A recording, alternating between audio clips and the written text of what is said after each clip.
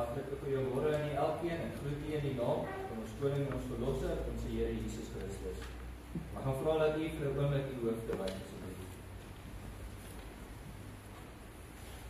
Laat die woorde van my mond en die oordeenkinge van my hart welbehaaglik wees voor die aangesig, o Here, my rots en my verlosser. Amen. Liewe gemeente, baie dankie vir hierdie voorreg om vanoggend 'n diensie by u te kom waarneem. Dit is 'n kinderdiens en dit is altyd 'n voorreg om die kinders ook te kan kom bedien. En ek was so 'n bietjie meer as 'n jaar gelede hier, so toe ek nog my eerste jaar was, ek was nou my eerste jaar student, nog 'n derde jaar student. En ja, dit is altyd lekker om in die gemeentes te kan kom en die mense te ontmoet en hierdie geleenthede gebied te word, sodat ons ook die vrymoedigheid kan leer om met die kinders te kan werk en so ook boodskappe aan die gemeentes ook te kan dra. Ek is saam met my vrou Lillian hierso, sy sit daar agter en ja, weer eens baie dankie. Ek gaan nou vir ons teks voorhou en dit kom uit Kolossense 3. Kolossense 3, so vir julle wat die woord verbring het, kan ek asseblief daar ook maak. Die tema waaroor ek vandag met u gaan praat of met die kinders is 'n nuwe mens. 'n Nuwe mens. En dan gaan ons saam lees vanaf hoofstuk 3 vers 1 tot by vers 17.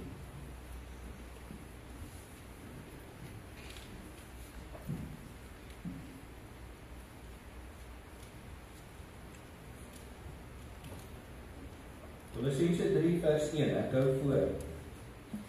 As julle dan saam met Christus opgewek is, soek die dinge daarbo waar Christus is en aan die regterhand van God sit. Bedink die dinge wat daarbo is, nie wat op aarde is nie. Want julle het gesterwe en julle lewe saam met Christus verborge in God. Wanneer Christus, wat ons lewe is, geopenbaar word, dan sal julle ook saam met hom in heerlikheid geopenbaar word. Maak dood dan julle lede wat op die aarde is, naamlik hoerery, onreinheid, hartstog, slegte begeertes en gierigheid wat afgodsdiens is, waardeur die toorn van God oor die kinders van die ongehoorsaamheid kom, waarin julle ook vroeër gewandel het, toe julle nog daarin geleef het. Maar nou moet julle ook dit alles aflê, naamlik toorn, woede, boosheid, laster, skandelike taal uit julle mond. Lieg nie vir mekaar nie, omdat julle die ou mens met sy werke afgelê het en julle met die nuwe mens bekleed het, wat vernuwe word tot kennis na die beeld van sy skepper, waar daar nie Griek en Jood, besnedene en onbesnedene, barbaar, skif, slaaf, vryman is nie, maar Christus is alles en in almal. Bekleed julle dan as uitverkorenes van God, heiliges en geliefdes, met innerlike ontferming, goedertierenheid, nederigheid, sagmoedigheid, lankmoedigheid, verdra mekaar en vergewe mekaar. As die een teen die ander 'n klaag het, soos Christus julle vergeef het, so moet julle ook doen. En bekleed julle bo dit alles met die liefde, wat die band van die volmaaktheid is. En laat die vrede van God, waartoe julle ook in een liggaam geroep is, in julle harte heers en wees dankbaar. Laat die woord van Christus ryklik in julle woon, in alle wysheid. Leer en vermaan mekaar met psalms en lofsange en geestelike liedere en sing in julle hart met dankbaarheid tot eer van die Here. En wat julle ook al doen, in woord of in daad, doen alles in die naam van die Here Jesus en dank God, die Vader, deur hom. Net so ver in die lieflike woord van ons Here. Ek gaan nou vra vir die manne wie dit moontlik is om te staan asseblief. Kom ons buig ons harte. Here ons hemelse Vader, weer eens baie dankie vir die voorreg vanoggend in u huis te Vader, Here. Here, dankie dat ons as Christene ons week uit rus uit kan begin, Here.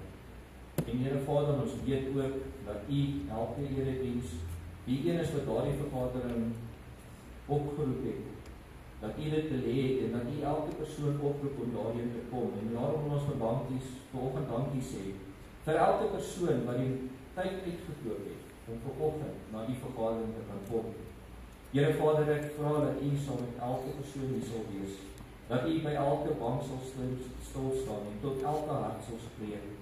Here Vader, ja, dit is 'n kinderdiens, maar hier is meer as net vir kinders, en ek vra dat U tot elkeen sal spreek, Here. Here Vader, wees U asseblief die eregasie. Here Vader, lei ons asseblief van dit wat ons doen, en Here Vader, dat die Heilige Gees met ons elkeen sal oortuig van wat ons vandag moet leer. Here Vader, kom en ek draai die gemeente aan U wil. En Vader, ons wil dankie sê vir alles wat U vir die gemeente doen. Ons wil dankie sê vir finansies, en ons wil vra dat U sal aanhou voorsien. Ons kom bid vir elke persoon wat op die siektelys is, Here. Elkeen wat in U vashou vir genesing, want ons weet dat daar die een groot geneesheer is, en dat niks vir U onmoontlik is, Vader. Ons kom bid ook vir elkeen wat in 'n stryd is, dat hulle dit aan U sal oorgee, dat U die stryd vir hulle sal stryd, hulle die oorwinning sal gee, en dat hulle daarvan sal getuig word. Here Vader, ons kom dra die kinderbediening aan U lig, vir hierdie kindertjies in die sonnaskool, en ons vra dat hierdie sonnaskool sal groei, en Here, dat hulle die werk sal doen wat U hulle toevertrou het, om kinders van U te leer, en dat hulle ook so hulle harte vir Jesus sal gee en gered kan word. Here Vader, dan wil ek ook nou vra dat U hierdie land vir ons sal seën, Here. Ja, ons land het U verlaat en ons almal sondig. En Vader, die meeste van die mense weet nie wat hulle doen nie. Want Vader, hulle ken nie die woord nie. En ek vra dat U 'n honger in hierdie mensdom sal opwek. 'n Honger vir die woord en 'n dors daarna. En dat hulle na U huis toe sal stroom om meer en meer van U te leer. En dat daar so 'n herlewing in ons kerke sal plaasvind. Here Vader, en weet ons vra al hierdie dinge, en ons verdien dit nie, maar ons weet dat U genade so groot is, soos ons volgend sal sien, en daarom kom bid ons dit alles met vrymoedigheid en met dank vir die naam van ons koning en ons verlosser, ons Here Jesus Christus. Amen.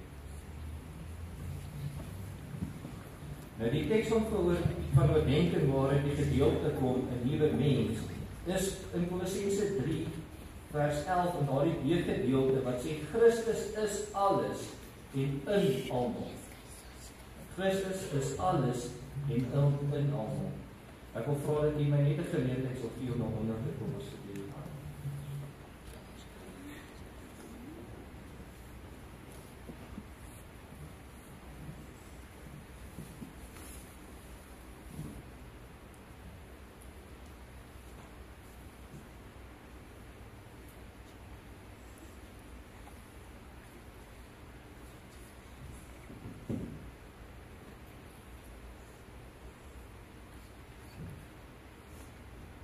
Ek nou draai net hierso.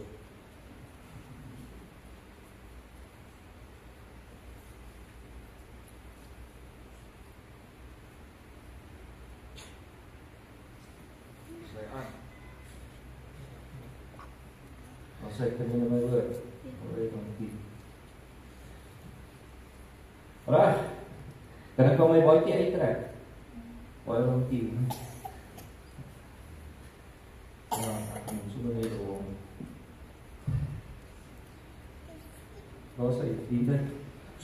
Soos ek gesê het, ons teks van oordenking is Christus is alles en in almal. En as ons na die hele boek van Kolossense kyk, dan is dit die kern van die hele boodskap. Hulle noem dit die prosodie. Dit is die kern van hierdie brief. Nou, ek wil nog vir ons maats hiervoor vra. Kan enige van julle vir my 'n idee gee van waaroor ek gelees het hier vanoggend? En ja, is lekker goed, dis baie lekker goed. Ek voel ek is meer kinders, so ek kyk hoe hulle dan meer kry. As julle saamwerk, dan gaan ek vir julle elkeen van julle lekker goed gee. So dink 'n bietjie, wat het ek gelees? Waar het dit gegaan?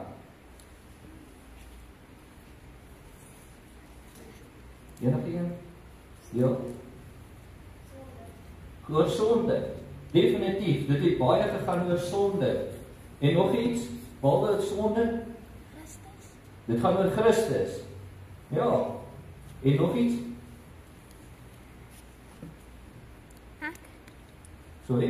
Ek. Oor ek. Ons sal nou by ek kom, maar ja, dit is ek is definitief daarin. Definitief. Reg, soos ons gesê het, sonde, Christus, en hierdie gedeelte gaan eintlik oor wat ons nie moet doen nie, en wat ons moet doen. En dit gaan oor die heilige lewe wat ons lewe. Dit gaan oor heiligmaking, as ek dit so vir julle kan stel. Nou, wie kan vir my sê wat dit beteken om 'n nuwe mens te wees? Om weergebore te wees. Baie mooi. So, wil iemand dit 'n bietjie meer beskryf? Kan iemand?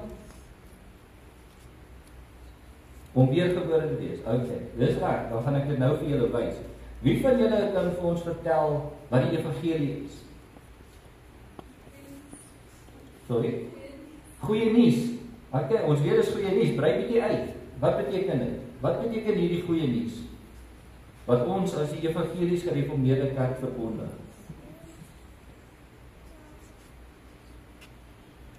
Om te glo in Jesus? Om te glo in Jesus. Dis reg. Hierso is 'n paar leidrade hierso. Wat het gebeur? Ja. Wat het aan die kruis gesterf? Jesus het aan die kruis gesterf. Hoekom? En hy het almal se sonde vergewe. Almal se sonde vergewe. Ook dit. En wat gebeur toe? Na hy gekruisig is. Toe het hulle hom in 'n grot gesit en toe het die grot geblok met 'n groot klip. So hulle het hom in 'n grot gesit. Hulle het hom in 'n uitgepakte graf neergelê. Dis reg, en hom toegemaak met 'n groot rots wat niemand kon skei nie. Nog iets? Enige iemand wat ietsie wil sê? Ja. Hy het opgestaan. En toe hy opgestaan het, wat het toe gebeur? Hy het hemel toe gegaan. Jy wil gesê? Hy het hemel toe gegaan. En waar is Jesus nou? Wie het nog hier dit gehoor? Sê vir my. Hy is my by die hemel. Hy is nou in die hemel. Hy staan aan die regterhand van God. Ons het dit nie gelees nie. Hy is aan die regterhand van God die Vader. En hy is nou die priester, koning. Hy tree vir ons in by God die Vader. Dis reg. So, maar kom ons kyk of dit wat julle nou van die evangelie gesê het, die hele evangelie is. Of dit alles behels. Nou, ek gaan vir juffrou vra om vir julle elkeen so 'n musiek te gee wat so mooi deelgeneem het, en dan sal ek nou nog kry. Maar julle moet net nou opeet nie asseblief. So, Ek moet 'n vraag geantwoord. ag juffrou, jy moet vir almal gee. Dit almal verstaan jy wel hande opgesteek.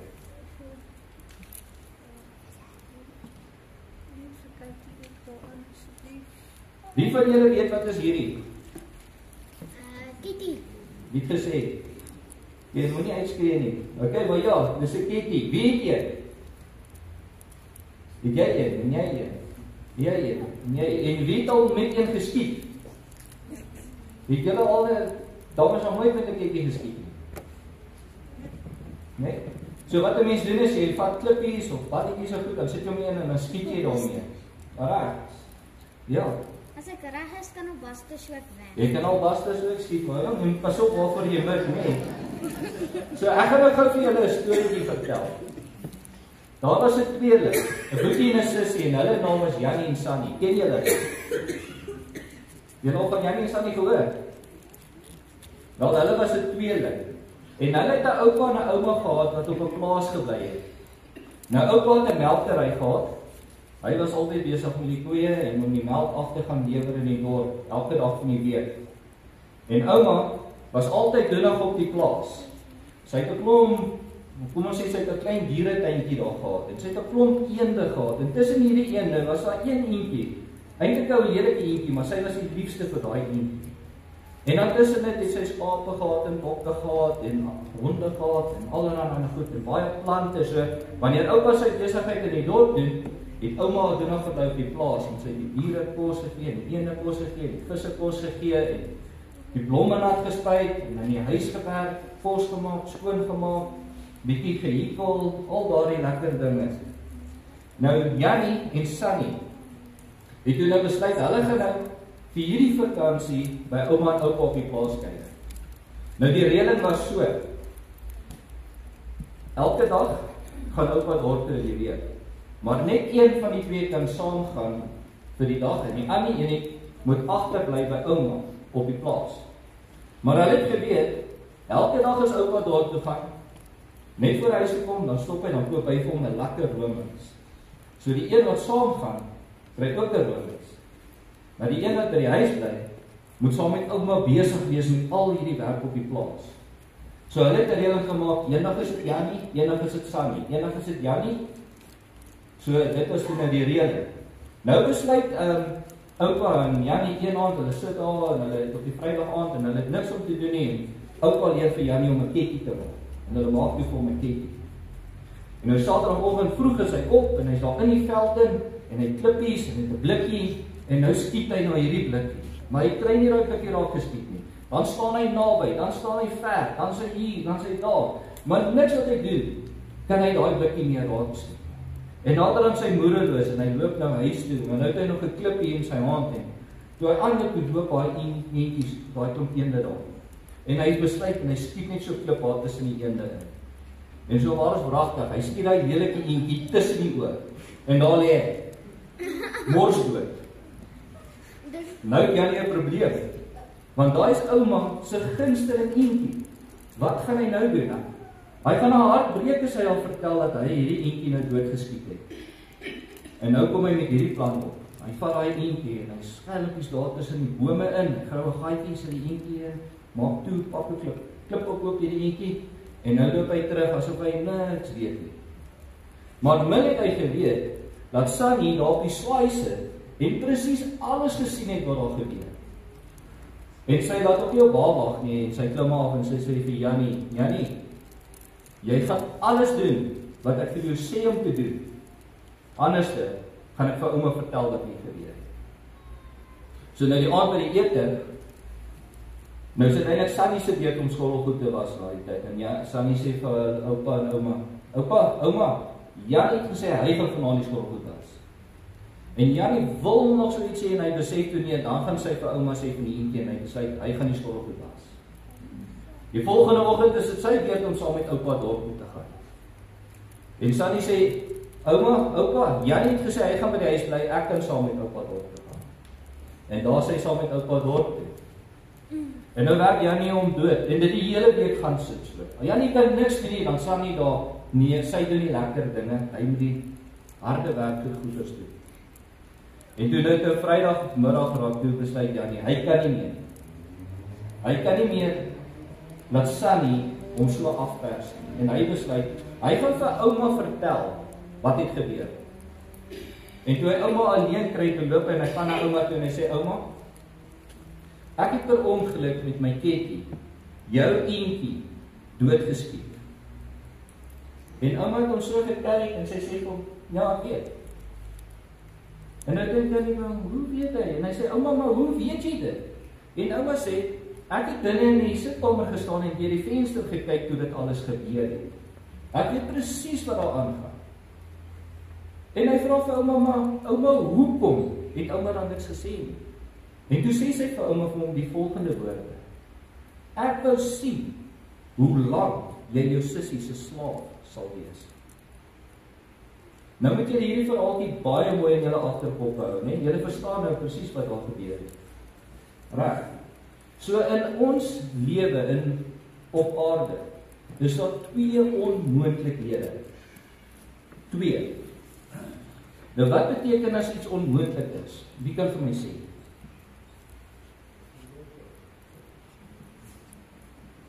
Sorry? Dis nie moontlik nie, so? Dis iets wat jy nie kan doen nie. Dis onmoontlik. Iets wat ons as 'n mens nie kan doen nie, is onmoontlik. Okay, so dit is wat dit beteken. Nou, ek gaan nou vir julle 'n paar prentjies hier wys en dan sê julle vir my of julle hierdie persoon ken. Ek wou dit eintlik op die bos het, was nie seker of die krag aan gaan wees nie. Wie weet wie is die persoon? Enige iemand? Ken julle hom? Is julle hom ooit gesien? Nog nooit? Okay. Wie ken hierdie persoon? Wie kan vir my sê wat doen hierdie persoon? Daar is hy. Hy speel hoog. Hy doen hoogspring, dis reg, hy doen hoogspring. Dis atletiek. Wie van julle doen atletiek? Doen julle hoogspring of doen julle ander items? Hoogspring, hardloop, Ons hardloop. hardloop. Ek speel hoogspring. Jy speel hoogspring. Jy? Hardloop. Reg, maar daar's baie ander, hierdie is 'n velditem, né? Jy het hardloop en net velditems, gewigstoot, hoogspring, verspring, al die ander goeders. Nou hier is dieselfde persoon. En sy naam, hier sy net baie ouer. Sy naam is J.W. Ottomeyer. J.W. Sotomeyer, verskoon tog, Sotomeyer. En hierdie ou is van Cuba af. En hy is die wêreldse hoogspringkampioen, so hy hou die hoogspring wêreldrekord al van 1993 af. Dis al 32 jaar lank wat nog niemand nog ooit hoor as hy kon spring. Wie van julle wil raai hoe hoog het hy gespring?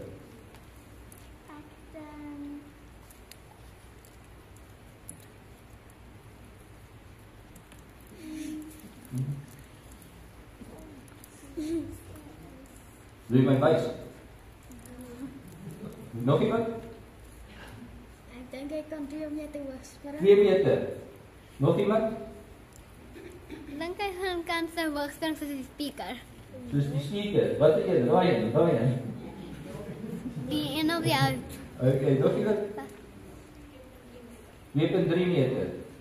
Reg. Ja? 10 meter. 10 meter. Jo, dis baie hoog. Okay. Kom ek gaan vir julle wys. Sien julle hierdie lang reis? Hy is presies 2,95 meter, of 2,45 meter hoog. Hy het gespring bo hierdie kruis. Die bokant van daar. Dit is die rekord. Dit is hoe hoog hy spring. Ek kan nie as daar bo bykom nie. So hy sal los hande bo oor my kan spring. Dit is die hoogspringrekord. Nou dit is die eerste onmoontlikheid wat ons vandag na kyk.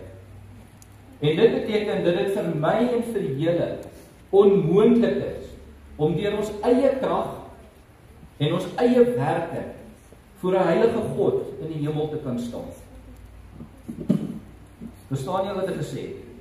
Dit is onmoontlik vir my en vir julle om deur ons eie werk en ons eie krag voor 'n heilige God in die hemel te kan staan.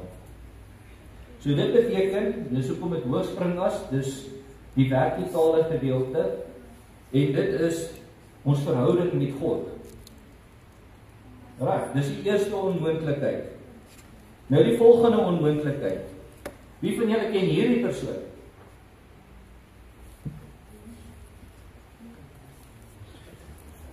Niemand. Hier is hy ook. Wat doen hy? Hy doen verspring. Dis reg. So weet iemand wie is hy nou?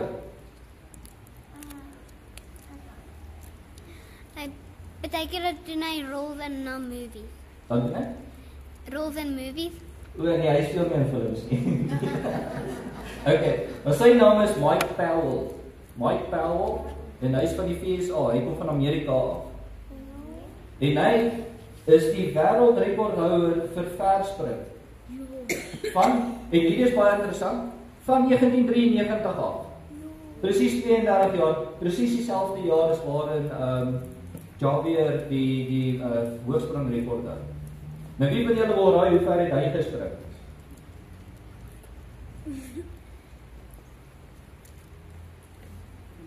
meter? 3 meter? Hoeveel? Miljoen sê hy. Miljoen? Ja. Waar hy klein kruis. Ek dink 10 meter. Jy het 10 meter? 4 meter. Reg, kom ek op julle wys. Ek het dit uitgemeet. Hy het hier vasgetrap.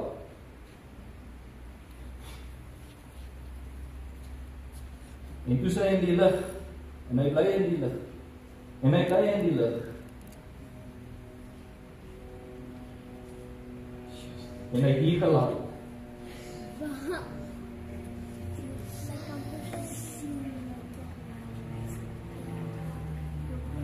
8,95 meter.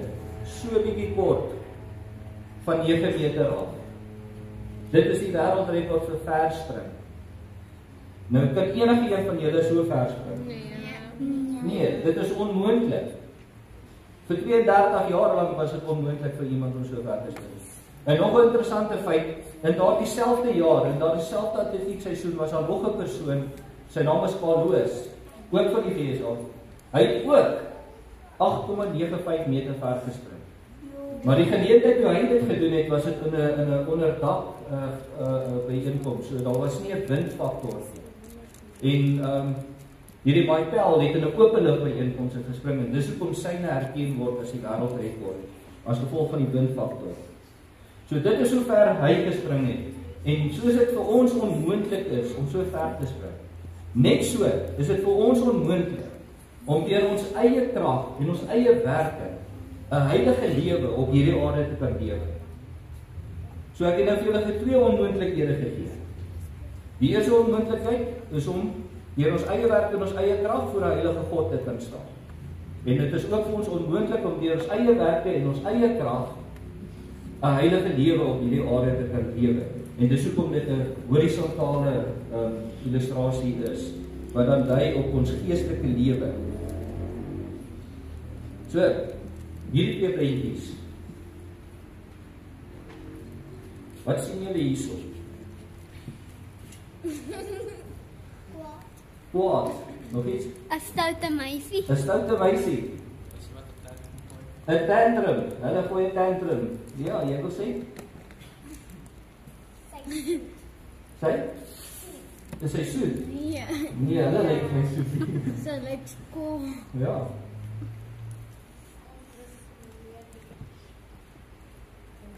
Okay, wie van julle het al 'n tantrum gegooi? Almal het al 'n tantrum iewers gegooi, né? Het enige iemand julle geleer om 'n tantrum te gooi? Niemand leer 'n kind om 'n tantrum te gooi nie. Nou hoekom sal dit so wees? Want hulle woon nie, hulle kan met 'n tantrum gooi, want dan gaan baie irriterend wees. Dit gaan baie lelik wees. Die ouers wil nie hê die kinders moet 'n tantrum gooi nie, maar die ouers leer nie die kind om die tantrum te gooi nie. Want dit is 'n sonde. Dis 'n sonde. Okay. Dis 'n sonde. Dis 'n baie belangrike antwoord, want ons is almal met sonde in ons gebore. Dis ons natuur. Ons is so gebore. Niemand het nodig om vir 'n kind te leer om 'n tantrum te gooi nie. Dis hoe ons gebore is met daai sondige natuur binne in ons. En Dawid sê in Psalm 51 vers 7: "Kyk in ongeregtigheid is ek gebore, en in sonde het my moeder my ontvang." So ons het sonde van ons geboorte af. So wat doen ons nou?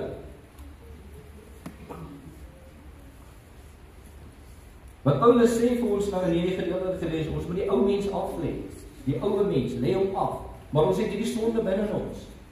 Wat gebeur nou? Wie kan vir my sê?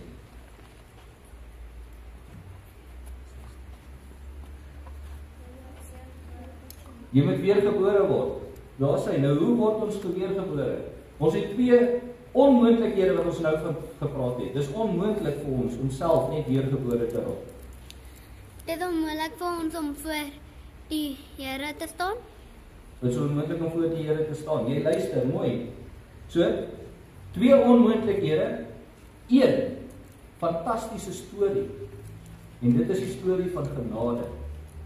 Want sonder genade is dit vir ons onmoontlik om hierdie dinge te kan doen.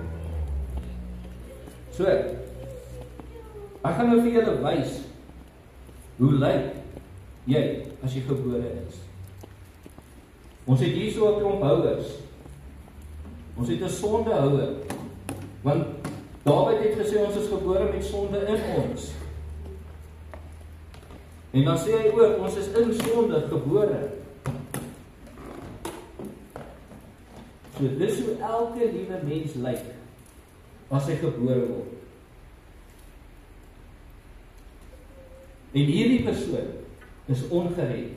Hierdie persoon, maak nie saak hoe jong of hoe oud nie, is op pad hel toe. En daar is 'n hel. Julle het al gehoor van die hel, né? Dis 'n werklikheid. Dis 'n ewige pyniging vir elke mens wat daar sal ineindig. So dit is hoe jy lyk as jy gebore word. Nou, om hier uit te kan kom, het God vir ons genade gegee. God vat genade en hy gee hom vir ons. Wat moet ons doen? Dit vat. Jy moet dit vat, mooi. So dis 'n geskenk.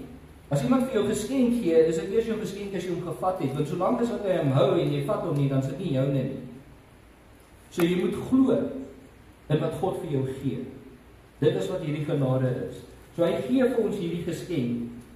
En dit is presies wat gebeur het toe Jannie besef het wat hy vasgevang is in hierdie sonde en hy nie daar kan uitkom. En hy vir sy ouma gaan vertel wat fout is. Toe vergewe sy hom. Sy gee vir hom genade. Verstaan julle dit? Ja. Mooi. So jy moet dan vir Jesus vra om in jou hart te kom en jy moet hom vertel van al hierdie sondes wat jy gedoen het. Want 1 Johannes 1:9 sê vir ons, as ons sonde bely, hy is getrou en regverdig om ons die sondes te vergewe en ons van ons ongeregtigheid te reinig.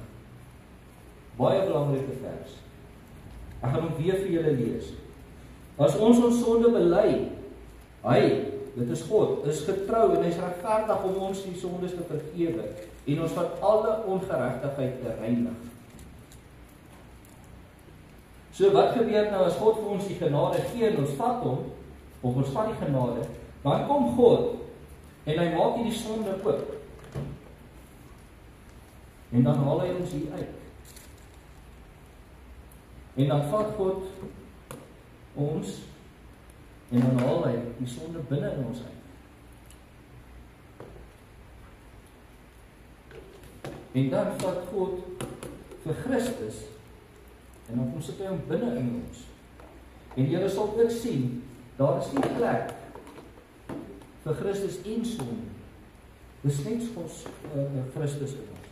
En dan vat hy ons en dan plaas hy ons weer binne in Christus. Christus in ons en ons in Christus. Dis wat die woord ons leer. En nou is jy gered. Jy is 'n wedergebore kind van God. Reg, maar terwyl ons lewe, het ons nou nog van hierdie goedjies binne in ons. Sien jy hierdie swart balletjies? Al hierdie sondes hier binne in ons. Nou dit word uitgehaal uit ons uit, soos ons die pad van heiligmaking stap. Want as jy weergebore is daar nog steeds goed in jou lewe wat jy nou moet afleer. Daar's nog steeds van daai ou natuur daar wat nou verander.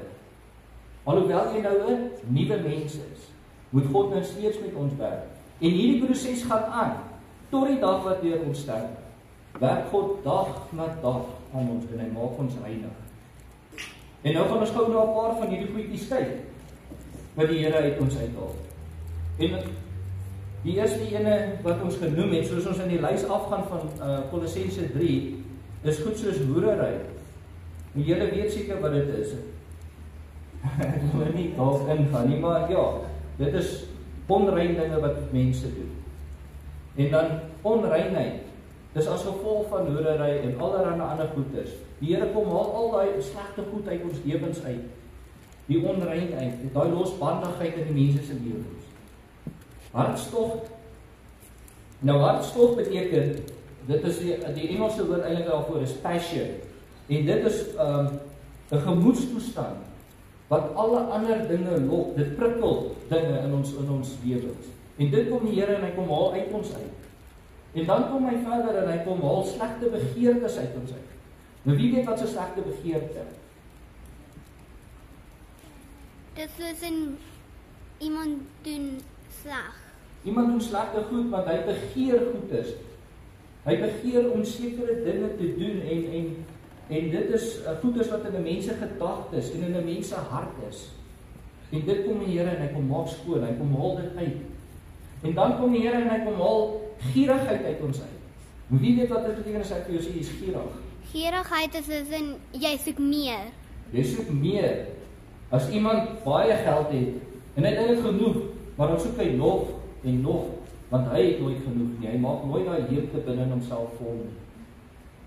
Die mense soek Gierigheid, baie mense is behep met mag. Hulle wil net meer en meer mag hê oor ander mense. En hulle sal bo op mense trap om in daai posisie te kan kom, want hulle is gierig. Verstaan julle wat ek daarmee bedoel? Julle moet sê as julle iets nie verstaan nie, asseblief. En dan afgodediens. Wat is afgode?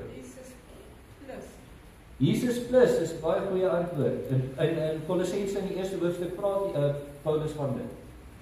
So afgodediens is enige iets wat jy bo die Here kies, is 'n afgod. Dis altyd eers die Here en dan die res. En dis net die Here en dan die res. Dis nie die Here plus dit of plus dit of die Here minus dit en minus dit soos ander mense doen. So as jy geld bo God kies, dan is geld jou afgod. As jy sport bo God kies, dan sport jou afgod. Verstaan julle daai konsep?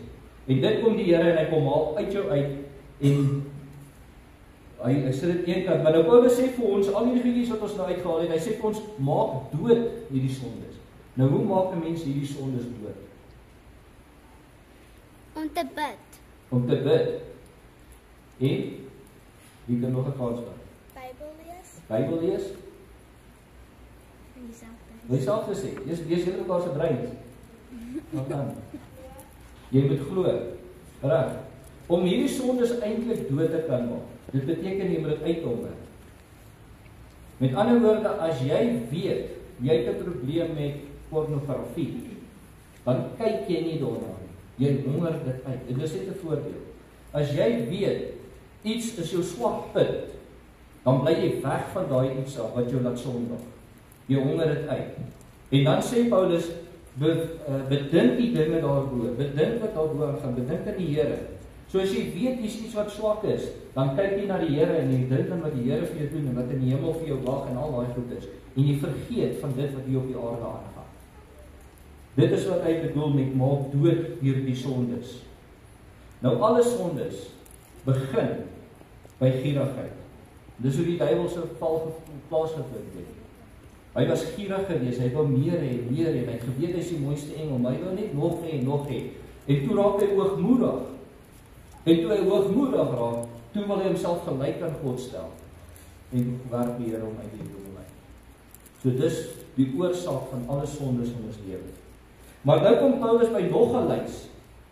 So die vorige lot sondes is dan al hierdie sensuele sondes en dit is goeders wat persoonlik is. Dis 'n gevoel. Dit is dinge wat ons doen. En nou kom hy by die volgende lys en nou sê hy lê af. Ons moet hierdie volgende lot sondes af lê. En dis die goed wat binne in ons is. Daardie sonde is rondom ons en nou het ons die sonde wat hier binne in ons is. En nou kom sê hy lê af hierdie sondes. En hierdie goed is goed soos toring.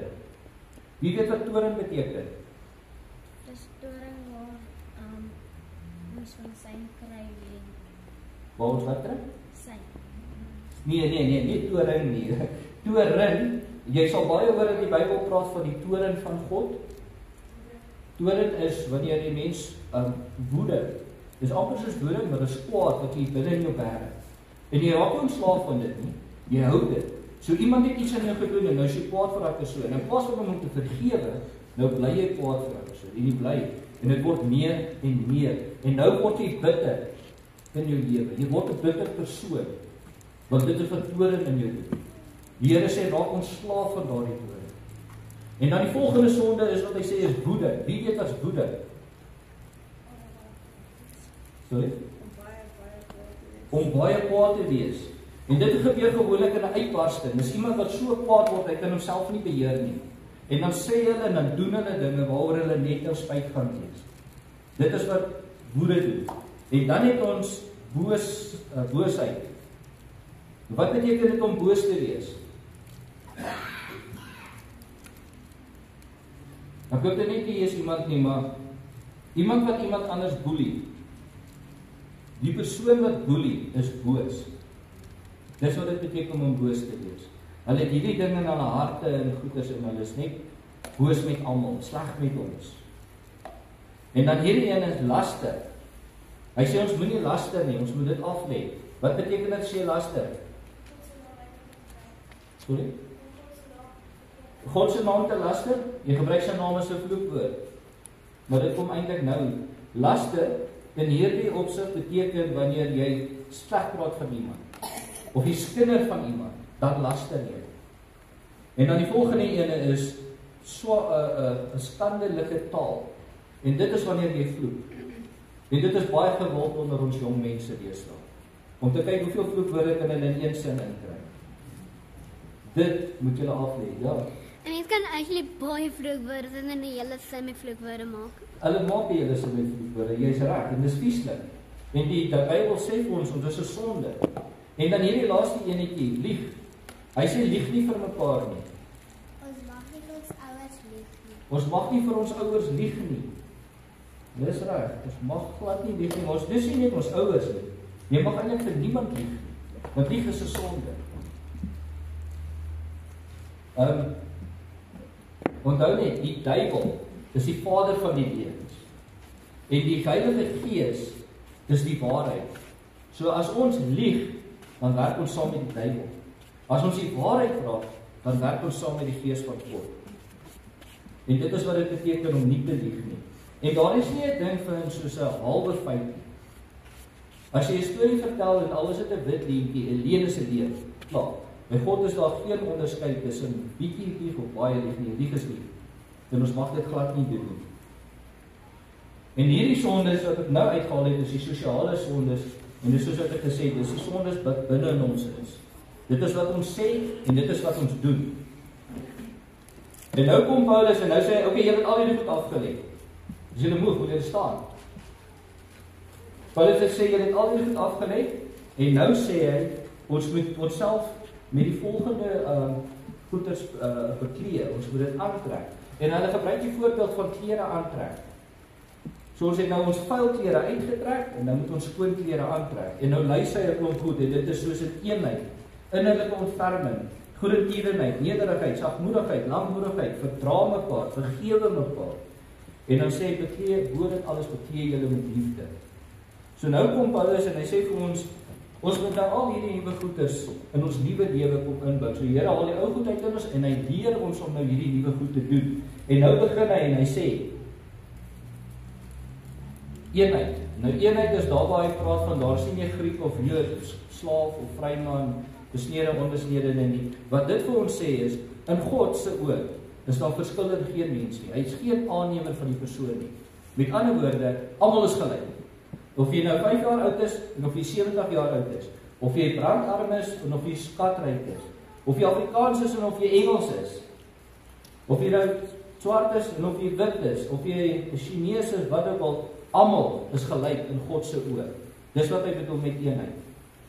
Reg, so, as God so is, dan moet ons ook so wees. Ons moet nie onsself hoër ag as enige iemand anders nie. En dan sê hy vir ons moet innerlike ontferming hê. En dit beteken om te gee vir iemand anders. En as jy omgee vir iemand anders, kyk hoe groei hierdie ding. Innerlike ontferming, dan goedertierenheid. As jy omgee vir iemand, dan is jy goed vir iemand. En dis hoe ons moet wees. Dan sê hy, ons moet nederig wees. Nou wie is die nederigste persoon wat jy ken? Wie het gesê? Sorry? God. Here Jesus Christus is die nederigste mens wat ons ken. Hy het altyd almal gehelp. Hy het nooit kant gekies nie. Hy het altyd die sondaar gered as hy kon, gesond gemaak as hy kon, hy het wonderwerke gedoen, want hy was nederig. Hy het nie kant gekies as hy goed te verkeerd kom, die verkeerd en reg was reg. En dan sagmoedigheid.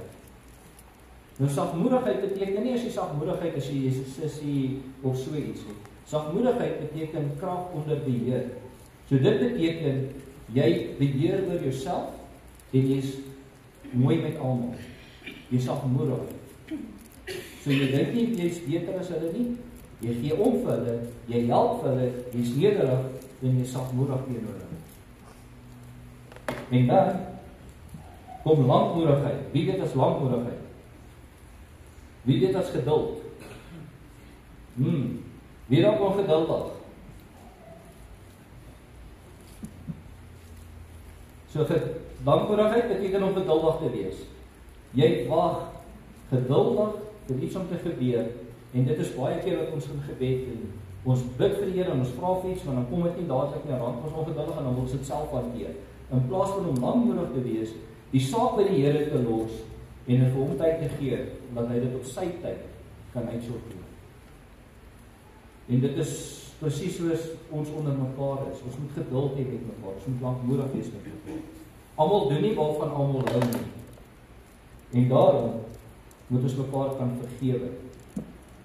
Nou, as jy mekaar nie vergewe nie, dan kan die Here jou nie vergewe nie. Nou, op 'n paar plekke in die Bybel, selfs in Onse Vader sê die Here, ons moet mekaar vergewe, sodat hy ons kan vergewe.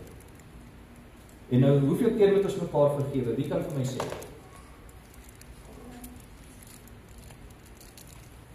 Nog iemand? So die Here vir Petrus vra, hoeveel keer moet jy, of toe Petrus vir Here vra, hoeveel keer moet ons vergewe? Dus sê Petrus, en hy dink hy so oulik, en hy sê vir hom, 7 maal 7 keer, nee Here, hoeveel keer is dit? 71. Nee, 7 maal 7 is nie 71 nie. 7 maal 7 is 49. Toe dink Petrus, hy is baie oulik, hy vergewe 49 keer. En dan sit klaar, dan vergewe hy nie weer nie. En toe kom sê die Here vir hom, 70 maal 7 keer. Dit beteken 490 keer moet jy vergewe. Maar nie net 490 keer nie, 490 keer elke dag. Met ander woorde, jy hou nooit op vergewe nie. Want God hou nooit op om ons te vergewe. So dis onophoudelik. En dan gaan hy so, nou sê hy, nou het ons al hierdie klere aangetrek, en nou sê hy, beklee julle bo dit alles, en dan gord jy dit om, en dan kom hy en hy sê met liefde. Nou liefde, hou al hierdie ander goeders wat ons doen, by mekaar. Want sonder liefde kan jy niks doen. Sonder liefde kan jy nie vir iemand anders omgee. Sonder liefde kan jy nie iemand anders vergewe. En dit is hoekom liefde so belangrik is. En dan sê Paulus, kom daar nou 'n boekleed, bo oor hierdie liefde. So ons het klere aangetrek, ons het dit nou vasgebind met 'n gordel wat liefde is, en nou trek ons 'n mooi baadjie of 'n jas bo dit aan. So ons begin nou al mooier lyk. Ons heilige lewe word nou al beter vir die Here. En nou kom hy en hy sê, omdat ons dit gedoen het, het ons vrede met God. En God het vrede met ons. Toe ons in hierdie lewe was ons in oorlog met God. In hierdie lewe is ons in vrede met God. En toe kom hy en nou sê hy, nou moet jy dankbaar wees oor alles. Nou ons is so geneig om te kla oor elke liewe dingetjie elke dag. Nou pas om vir die Here te sê dankie. Dankie, al gaan dit nie goed nie, maar dat U my gered het, dat ek sekerheid het, dat ek die ewige lewe het daar by U. Dis dankbaar, maak nie saak wat moet gebeur hier op aarde nie. Dis baie belangrik om dankbaar te wees. En dan die volgende ding wat Paulus vir ons sê, en baie belangrik is, ons moet ons met die woord bekleed. Nou die woord, wie weet wat die woord? Ja? Die Bybel, baie mooi. Nou daar's 4 dinge, ek kan ek sê julle. Daar's 4 dinge van die Bybel wat ons moet onthou. Die Bybel sê vir ons moet let op die woord. Met ander woorde, ons moet tyd spandeer in die Bybel. Ons moet hom lees, ons moet let daarop. En dan dit wat ons geleer het, is die tweede ding, ons moet dit toets. Die Here sê toets my woord. Hy is nie bang dat jy dit moet toets nie, want hy weet dit daar. En dit sê hy vir ons in ek net die versie vir julle gee. In 2 Timoteus 2 vers 15 sê dat die Here vir ons toets die woord. En dan as jy die woord getoets het, dan moet ons die woord in ons hart berg. Dit wat ons geleer het. En as ons dan die woord geberg het, die 4de ding wat ons met die woord moet doen is, ons moet aan dit vasklip. Want dit is ons sekerheid, dit is ons vertroosting, en dit is wat ons leer om op hierdie lewe, op hierdie aarde heilige lewe te kan lewe. En ons vertroue in God te hou. En dan die heel laaste ding is lofprysing. En lofprysing beteken om die Here te aanbid. Hier waar ons nou in die kerk is, aanbid ons die Here. By die sonnaskool aanbid ons die Here. Op die bidure aanbid ons die Here. In ons huisgodsdiens aanbid ons die Here. As ons stilte tyd hou, aanbid ons die Here. As jy na iemand anders toe gaan en jy getuig en jy vertel vir hom van Jesus en wat hy vir jou gedoen het en wat hy vir hom kan doen, dan aanbid jy die Here. So ons moet altyd die Here aanbid, dag in en dag uit. En dis hoekom daardie een liedjie sê, gaan vertel wat Jesus red. En dit is 'n nuwe mens, en dis hoe jy sal lyk die dag as jy hemel toe gaan. Rein en gered. En nou is daardie onmoontlikheid van om nie God voor God te kan staan nie en nie alleen 'n heilige lewe te lewe nie, moontlik. Maar nou gaan die Bybel verder. Want in hierdie nuwe identiteit, nou sê Paulus vir ons in Efesiërs 1, dat ons met die Heilige Gees verseël is. Met ander woorde, en hierdie is die Heilige Gees, God sê vir ons, dis God, Christus in ons in Christus verseël met die Heilige Gees. En nou kom verseël hy met die Heilige Gees. So, Christus in my, ek in Christus verseël deur die Heilige Gees.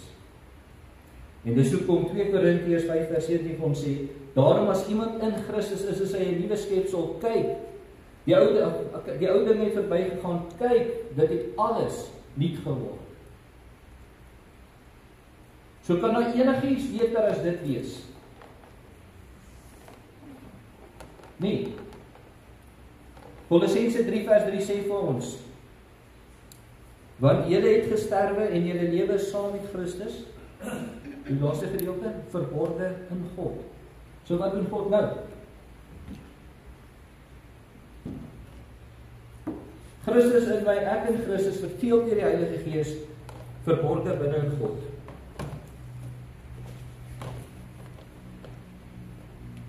Waar is ek? Kan jy jouself sien? Jy kan jouself eintlik nie sien nie. Waar is God? Hy is onder jou. Hy is voor jou, hy is agter jou, hy is langs jou, binne in jou. Die fondasie, Jesus Christus, hy is ons hoop. En hierdie is hoe 'n ware wedergebore kind van God uit. Hierdie is die hele evangelie. Jesus wat hy vir ons gedoen het en wat hy met ons doen. En dis hoe ons lyk as ons 'n wedergebore kind van God is. So hoe het ek hier gekom? Ek het hier gekom deur die genade wat ek gevat het. Want Efesiërs 2:8-9 sê vir ons, want uit genade is julle gered deur die geloof. En dit nie uit julleself nie, sodat die gawe van uit julleself nie, en dit is die gawe van God.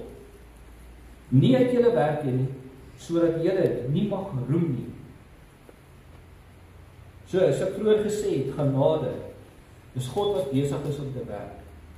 So, as jy die genade vat, dan is dit jou geloof. So, genade, God is besig om te werk, glo, ek glo aan die werk wat God doen. Genade, ek het dit nie gedoen nie, geloof, God het dit gedoen. Genade, ek kan nie, maar hy kan. Geloof, ek weet, hy kan. Verstaan julle die verskil tussen genade en geloof? So genade is nie net die krag wat ons in staat stel om voor God te kan staan eendag, of in die hemel te kan staan, of in sy teenwoordigheid te staan. Genade is ook dit wat ons in staat stel, die krag wat ons het, om hier op aarde as kinders van God te kan lewe. En dan sê Jesus vir ons in Johannes 10 vers 28, dat niemand ons uit sy hand uit sal kan ruk. En dan gaan hy verder in vers 9 en dan sê, niemand sal jou uit God se hand uit kan ruk. Met ander woorde, as jy so lyk, dan lyk jy so vir ewig. Jy kan nie weer ongered word nie. Want die duiwel kan jy nie weer uit God se hand uit ontruk, of enigiets nie. Reg, so ek gaan nou afsluit vir ons. En ek gaan net gou saamvat wat ek gesê het, en ek het vir julle gesê, dat dit, soos dit vir ons onmoontlik is, om so hoog, soos Javier Sotomayor te kan spring, is dit vir ons onmoontlik, om onsself te kan red. En net soos dit vir ons onmoontlik is, om so ver, soos my pel te kan spring, is dit vir ons onmoontlik, om 'n goeie, heilige lewe op hierdie aarde te kan lewe. So, en maar God Deur sy genade maak dit vir ons moontlik. Nou Jannie, hy wou nie meer Sannie se slaaf gewees het nie. Julle het gehoor, toe hy sy ouma gaan vertel het, hy is nou moeg vir hierdie storie. En hy het vir sy ouma alles vertel, wat hy verkeerd gedoen het. Nou toe hy sy eentjie geskiet het, was dit verkeerd. Maar miskien was dit onverskillig, maar dis nie eintlik die probleem nie. Die eintlike probleem is omdat hy dit wil wegsteek.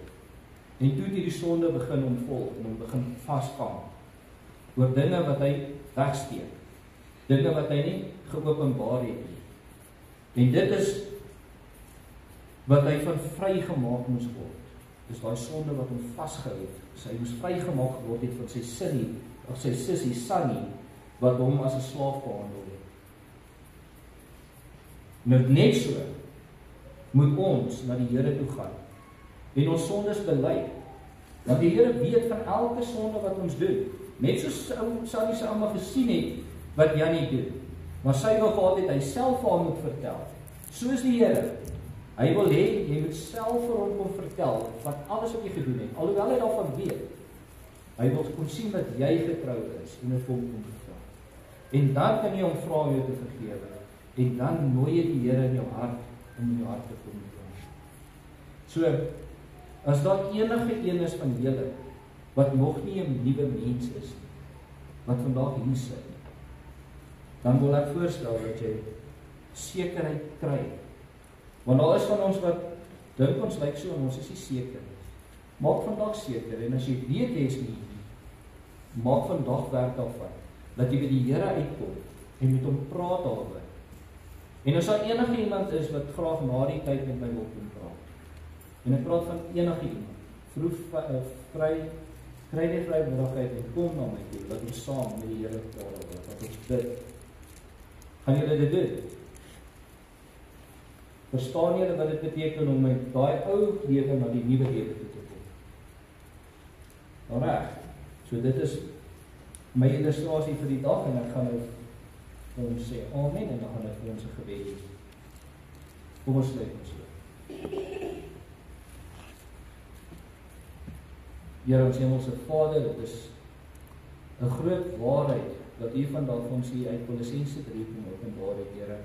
Here Vader, en dit is 'n moeilike gedeelte om te verstaan, maar Here, dit is tog so nodig om dit te kan verstaan. En daarom kan ons U dankie sê dat U dit vir ons op 'n wyse kom oopbreek het, sodat almal dit in hulle gedagtes kan 'n prentjie vorm van wat eintlik gebeur, Here.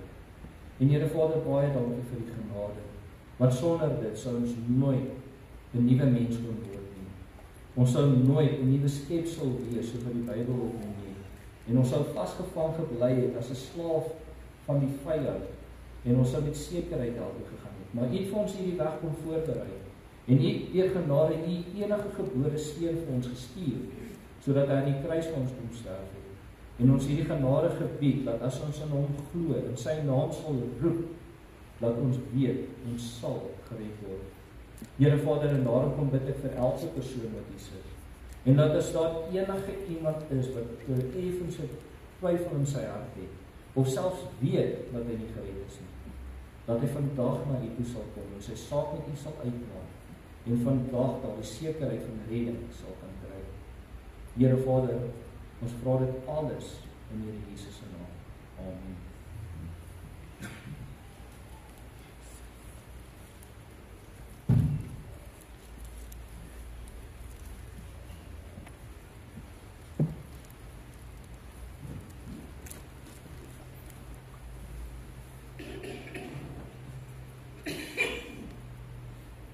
Baie dankie vriende, ek vra dat ons as ons die nood kry, almal nou sal staande saam, die slotlied sing. O my siel, wees bly.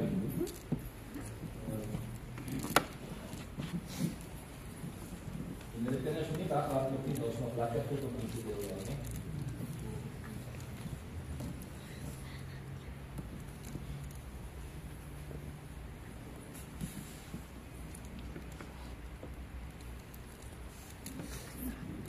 Sorry.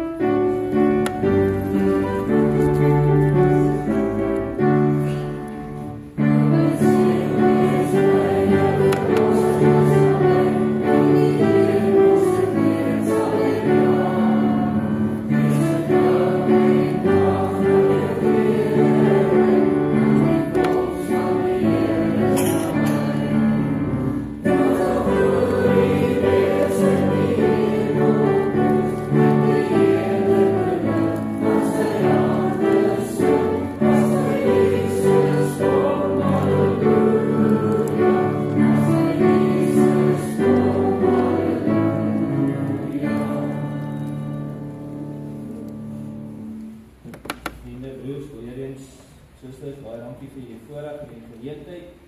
Ek wens u al die seën en sterkte toe vir die komende week en om die volgende Sondag ek is nou nie ek maar ook al dat die almal hier sal wees.